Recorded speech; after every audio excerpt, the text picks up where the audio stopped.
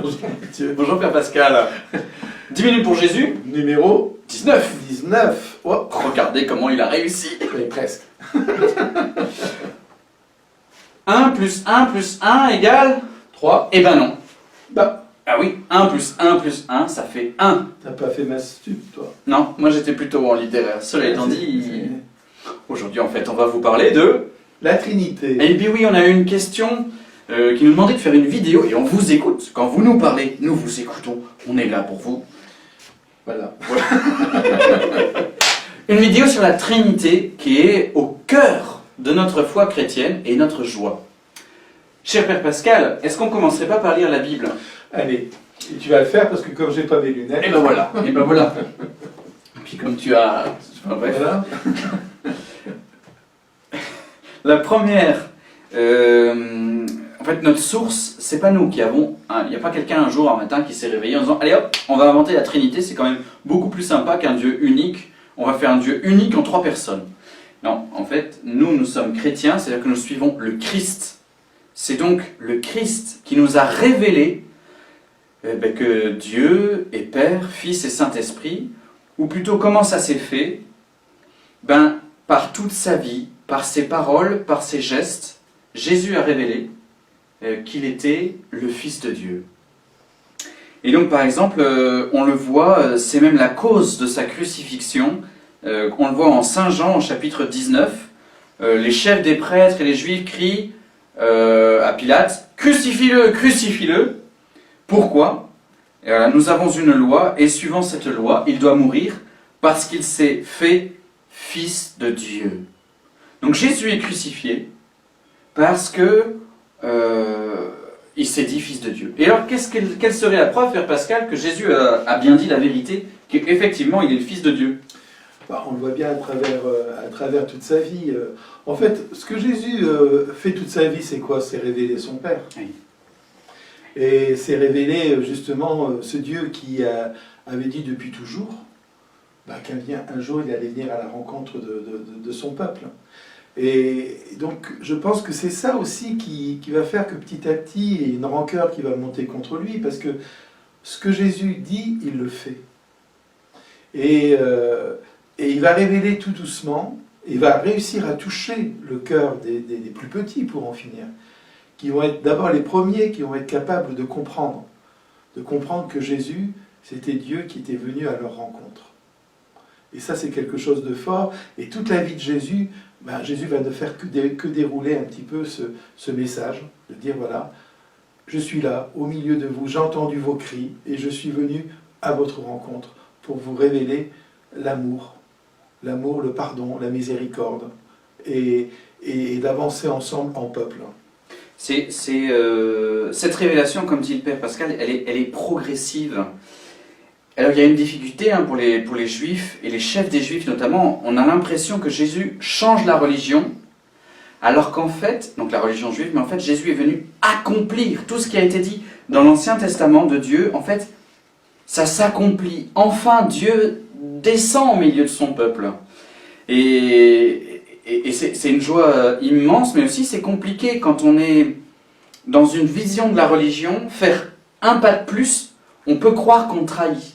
Par exemple, aujourd'hui, nos frères et sœurs de l'islam, voilà, ils disent que les chrétiens en blasphèment parce qu'ils nous appellent les associés. C'est-à-dire qu'il y a Dieu qui est unique, et ils disent on met quelqu'un à côté de Dieu alors qu'il n'est pas Dieu. C'est-à-dire que pour eux, mettre Jésus à l'égal de Dieu, c'est un blasphème parce qu'il n'y a que Dieu qui est Dieu. C'est d'ailleurs exactement pour ça que les Juifs ont crucifié Jésus. Et alors, une première preuve que Jésus disait vrai, c'est toute sa vie, ses miracles, ses paroles, le fait qu'il touche le cœur des petits.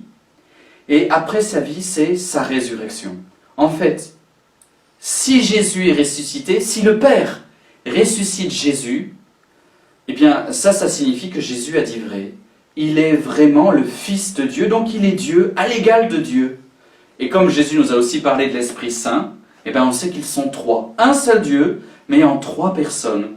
Et on le voit dans l'Évangile selon saint Matthieu, chapitre 28, apparition de Jésus ressuscité, donc justifié par Dieu, par le Père, qui dit allez de toutes les nations, faites des disciples, baptisez-les au nom du Père, du Fils et du Saint-Esprit. En voilà cette égalité des trois personnes qui est proclamée par Jésus ressuscité lui-même.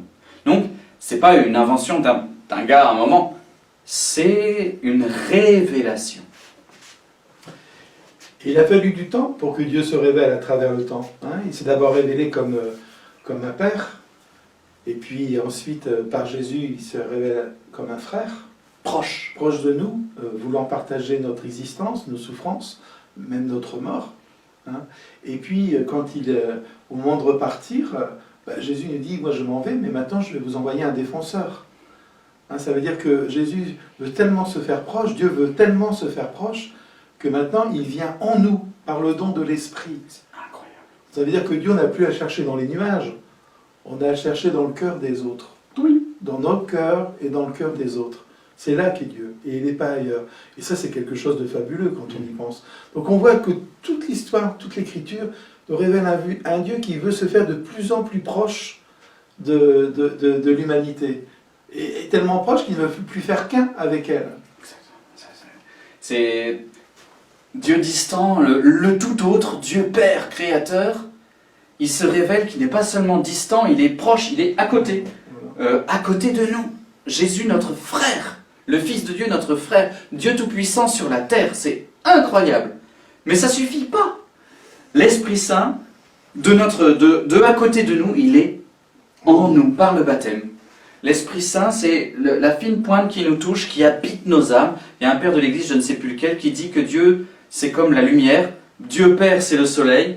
Le rayon qui descend jusqu'à nous, c'est Jésus. Et le bout du rayon qui touche et habite notre cœur, c'est l'Esprit Saint. Ce sont des images, hein, bien sûr. C'est encore bien au-delà de ça. Mais ça nous aide à comprendre la Trinité. Tu aurais encore des images pour parler de la Trinité, bon père Pascal? Il y a une belle image que j'aime bien prendre avec les enfants, c'est par exemple l'image de la pierre précieuse. Quand on a une pierre précieuse, quand on a la chance d'en avoir une, et qu'on regarde ce qui fait la beauté de la pierre, c'est les différentes faces en fait de la pierre.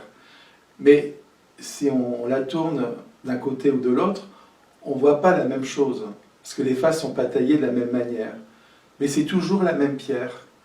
C'est-à-dire que Dieu se révèle comme Père, il se révèle comme Fils, il se révèle comme Esprit. Et je trouve cette image qui peut être très belle. Voilà, on doit tenir que Dieu est unique. Il n'y a qu'un seul Dieu. La révélation de l'Ancien Testament est toujours vraie. Mais elle se déploie, Dieu est en trois personnes. Le Père engendre le Fils avant la création du monde, hein, de toute éternité. Ils ont toujours été trois et ils sont toujours trois. Hein. Il n'est pas devenu trois pour faire plaisir aux hommes. Hein. Mais il est donc un seul Dieu en trois personnes. Le Père engendre le Fils. Et ensuite, le Père et le Fils font émerger l'Esprit Saint à deux. Le Père donne au Fils de faire émerger l'Esprit Saint. Et pour nous, c'est magnifique. C'est magnifique. Une petite pause récréative. C'est notre animateur pastoral bien-aimé pour les jeunes, Jérôme Chavancy, qui nous fait ce cadeau. On n'a pas répété. Hein. On a répété, mais on n'y a pas beaucoup. Et alors, ceci est un hand spinner. Et donc, en fait, Dieu est un seul, en trois personnes.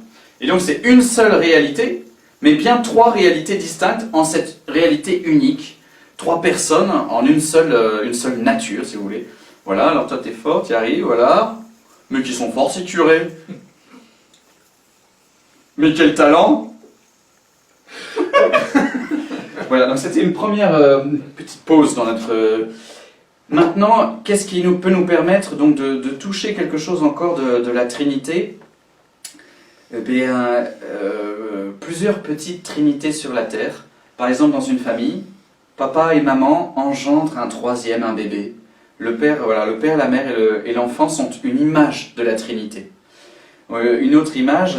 Ce qui est intéressant dans cette image-là, c'est que le flux d'amour qui circule entre les trois est le signe aussi de l'Esprit qui est là. Exactement. L'amour qui les unit, c'est aussi l'Esprit Saint qui émerge d'eux. Ou plutôt de leur amour, voilà, émerge aussi un troisième. L'amour porte fruit. Et donc on voit beaucoup d'images comme ça trinitaires sur la terre. Mais la grande révélation du Nouveau Testament aussi, c'est que Dieu est... Père. Oui, oui. Et encore Amour. Ah, Dieu est amour. On n'a pas beaucoup répété. Il est Père, il est amour, il est tout. Dieu, il est... Voilà. Il est merveilleux. Ce qui est fort, ce qui est fort quand on dit que Dieu est amour, c'est que je trouve que l'image du Père, du Fils et de l'Esprit, Dieu ne supporte pas la solitude. Quand on est amour, on ne peut pas supporter la solitude. En fait, la solitude, un Dieu monolithique, unique, et totalement unique et absolument unique, d'une certaine manière, mais il ne peut pas être amour. Il y aurait quelque chose de bizarre. Il réserverait sa divinité qu'à lui-même. C'est étonnant. La réponse qu'on peut faire à nos frères et sœurs de l'islam qui nous disent « mais Dieu est unique, il ne peut pas être deux ni trois », nous on répond « mais qui sommes-nous les hommes pour dire, pour limiter la toute-puissance d'amour de Dieu ?» En fait, Dieu est tellement amour qu'à un moment, le Père, un moment de toute éternité, mais le Père a voulu donner tout à son Fils. Et pour qu'il y ait quelqu'un qui reçoive son amour. Et le Fils a voulu tout rendre à son Père, tout cet amour infiniment. Voilà, c'est un don mutuel, et de ce don mutuel naît l'Esprit Saint, un troisième. Mais quand on regarde le monde, on voit ce qu'il y a de plus grand sur la terre, c'est l'amour. Si ce qu'il y a de plus grand sur la terre, c'est l'amour, comment Dieu ne serait-il pas amour? Et pour qu'il soit amour, il faut qu'il y ait une triade au moins en lui. Et en fait, Jésus nous dit, mais c'est vrai, en Dieu, il y a bien trois personnes. On peut y croire, on peut y croire. Et on n'a pas à limiter la toute-puissance de Dieu en faisant un Dieu uniquement monolithique. Mais il faut bien tenir qu'il est un en trois personnes. Voilà, et je me dis que, l'air de rien, vous savez, souvent on fait un signe de croix, vite fait. Je la claque. Mais quand on fait un signe de croix, c'est ça qu'on dit. On croit en ce Dieu unique qui se dit de trois manières différentes.